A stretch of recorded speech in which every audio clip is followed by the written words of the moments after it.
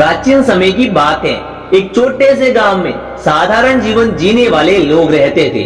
यह गांव यमुना नदी के किनारे पर स्थित था और चारों ओर हरियाली और प्राकृतिक सौंदर्य से फैला हुआ था। गांव के लोग भोले भाले और धार्मिक प्रवृत्ति के थे। वे भगवान कृष्ण की पूजा में लगे रहते थे और हर शुभ कार्य करने से पहले उनकी स्तुति करते थे। गांव के पास एक विशाल जंगल था, जहां से कभी कभी जंगली जानवर गांव में आ जाया करते थे।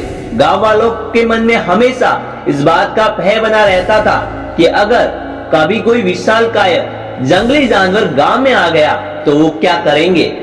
एक दिन गांव में एक बड़ी विपत्ति आ गई। जंगल से एक भयंकर राक्षस जिसका नाम था कालनेमी, वो गांव पर हमला करने आ गया। कालनेमी जादुई शक्तियों से युक्त था और उसके पास असुरों की तरह भारी शक्ति भी थी। वह गांव के घरों को नष्ट करने लगा और गांव के लोगों को आतंकित करने लगा। गांव के लोग इस आपदा से बचने के लिए इधर उधर भागने लगे, लेकिन कोई भी उसकी शक्ति के आगे टिक नहीं पाया।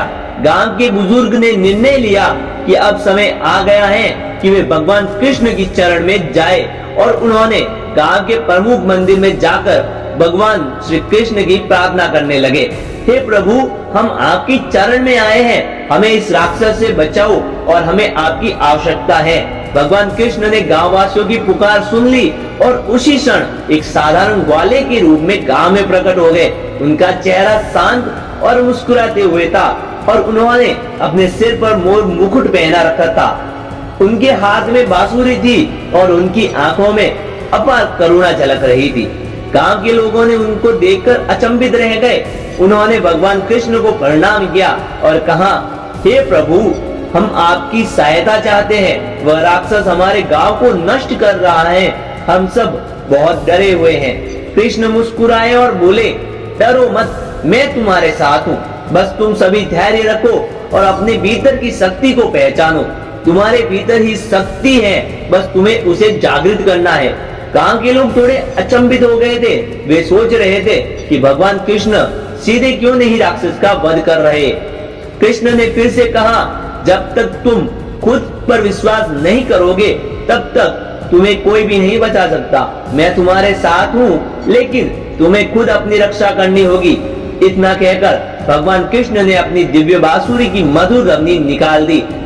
वह धुन इतनी प्यारी और प्रेरणादायक थी कि गांव वासियों के दिलों में साहस जाग उठा।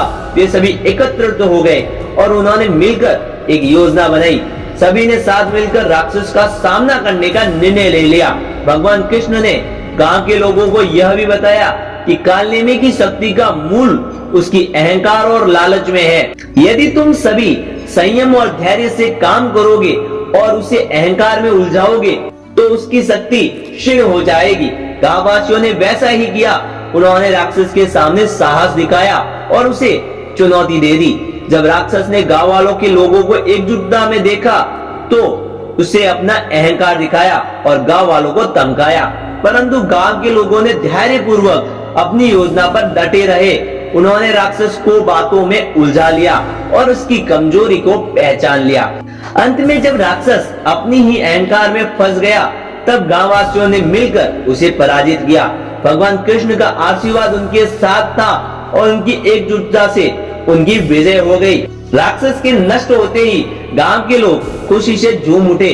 उन्होंने भगवान कृष्ण का धन्यवाद किया और कहा, हे प्रभु, आपके बिना यह संभव नहीं था। आपने हमें सिखाया कि सच्ची शक्ति तो हमारे भीतर ही है। भगवान कृष्ण ने मुस्कुराते हुए कहा, स्मरण रखना, जब तक तुम अपने भीतर की शक्ति को नहीं पहचानोगे तब तक कोई भी तुम्हारी मदद नहीं कर सकता। विश्वास और एकता ही सबसे बड़ी ताकत है। इसके बाद भगवान कृष्ण ने गांव वासियों को आशीर्वाद दिया और अंत्याध्यान्त हो गए। गांव के लोग उस दिन से अपने भीतर की शक्ति और विश्वास को पहचान कर जीवन जीने लगे। उन्होंने सीखा कि कठिन समय में धैर्य और एकता से बड़ी कोई शक्ति नहीं होती। इस कहानी से हमें यह शिक्षा मिलती है कि हम में से प्रत्येक के भीतर अपार शक्ति और साहस है। भगवान हमारी सहायता तब करते हैं जब तक हम खुद पर विश्वास करते हैं और एकजुट होकर समस्याओं का सामना करते हैं। अगर आज की कहानी से आपको कुछ सीखने को मिला है तो यह कहानी अपने दोस्तों और अपने परिवार के साथ शेयर जरूर कीजिएगा और ऐसी ही कहानी और देखने के लिए हमारे चैनल को लाइक शेयर और सब्सक्राइब जरूर कीजिएगा। तो मिलते हैं अगली वीडियो में, तब तक के लिए जय श्री राम, जय श्री महाकाल, धन्यवाद।